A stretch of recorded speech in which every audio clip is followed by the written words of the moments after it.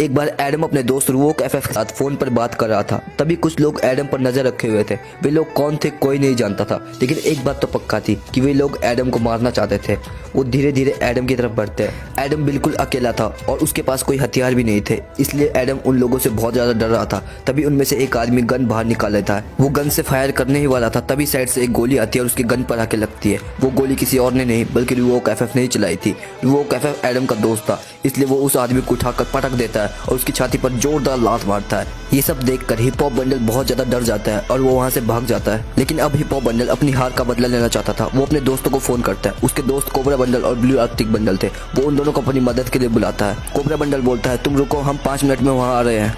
Adam और रूवोक FF को लग रहा था कि अब सब कुछ ठीक हो चुका है, लेकिन ऐसा नहीं था। मुसीबत तो अब शुरू हुई थी। हिप हॉप बंडल अपनी पूरी गैंग लेकर वहां आ चुका था। पहला बंडल रूवोक एफएफ पर हमला करता है, जिसे रूवोक एफएफ बहुत इजीली मार देता है। उसके बाद कोबरा बंडल रूवोक एफएफ पर हमला करता है और वो रूवोक एफएफ के जोरदार मुक्का मारता है, जिससे रूवोक एफएफ बेहोश हो जाता है। रूवोक एफएफ की इतनी बुरी हालत देखकर एडम हाथ जोड़कर उनसे रूवोक एफएफ की जान की भीख मांगता है। लेकिन तभी वहां पर उनकी मदद के लिए कोई आ जाता है। ये कोई और नहीं बल्कि रायस्टार ही था। ये एडम और रूवोक एफएफ को बचाने के लिए आया था। रायस्टार बहुत ही बुरी तरह से कोबरा बंडल को पटक देता है। उसके बाद ब्लू आर्कटिक बंडल वाला भी रायस्टार के साथ फाइट करता है, लेकिन उसे भी रायस्टार बहुत ही आसानी से मार देता है। अब फिर से हिप हॉप बंडल वाला अकेला बच चुका था। इस बार एडम हिप हॉप बंडल की तरफ भागते हुए जाता है और उसके जोरदार किक मारता है। एडम की ऐसी बहादुरी को देखकर रूवोक एफएफ और रायस्टार उसके लिए ताली बजाता है। इन सभी लोगों को लग रहा था कि इन्होंने सबको मार दिया, लेकिन ऐसा नहीं था। हिप हॉप बंडल अभी भी जिंदा था। हिप हॉप बंडल बहुत ही ज्यादा जख्मी था, लेकिन किसी तरह से घसीटते घसीटते वो अपने बॉस साकुरा बंडल के पास पहुंच ही जाता है। वो साकुरा बंडल को सारी बात बताता है। ये बात सुनकर साकुरा बंडल को बहुत ही ज्यादा गुस्सा आ जाता है। वो अपनी जेब से गन निकालता है और हिप हॉप बंडल को शूट कर देता है और हिप हॉप बंडल की वहीं पर मौत हो जाती है। अब साकुरा बंडल 8th एलीट को ऑर्डर देते हैं कि तुम जाओ और एडम को किडनैप करके आओ।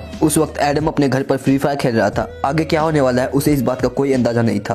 तभी वहाँ पर साकुरा बंडल के लोग आ जाते हैं। जब तक एडम को कुछ समझ आता है तब तक वो लोग उसे किडनैप कर लेते हैं। अब एडम बहुत ही ज्यादा डरा हुआ था। यहाँ पर उसकी मदद के लिए कोई भी नहीं था। और जब उसकी आंख खुली तो एक ट्रेन में था। एडम बहुत ही ज्यादा डरा हुआ था क्योंकि यहाँ से जिंदा बचकर जाने का उसके पास कोई भी रास्ता नहीं था। तभी अचानक से सबका ध्यान ट्रेन के दरवाजे की तरफ जाता है। वहाँ पर कोई एक आदमी खड़ा था, लेकिन वो कौन था ये किसी को नहीं पता। जैसे ही दरवाजा खुलता है उसमें से रूवोक एफएफ बाहर आता है। रूवोक एफएफ एडम को बचाने के लिए यहाँ तक आया था। रूवोक एफएफ भागते हुए आता है और वो स्कल मास्क के एक जोरदार किक मारता है। उस किक से स्कल मास्क दूर जाके गिरता है। उसके बाद दूसरा स्कल मास्क रूवोक एफएफ पर हमला कर देता है। उसे भी रूवोक एफएफ एक ही पंच में नॉकडाउन कर देता है। इसके बाद रूवोक एफएफ की फाइट ब्लू क्रिमिनल के साथ होती है। ब्लू क्रिमिनल बहुत ही ज्यादा पावरफुल होता है और वो रूवोक एफएफ को एक ही किक में बेहोश कर देता है। अब आपको क्या लगता है, ब्लू क्रिमिनल रूवोक एफएफ को ट्रेन से नीचे फेंक देगा या नहीं?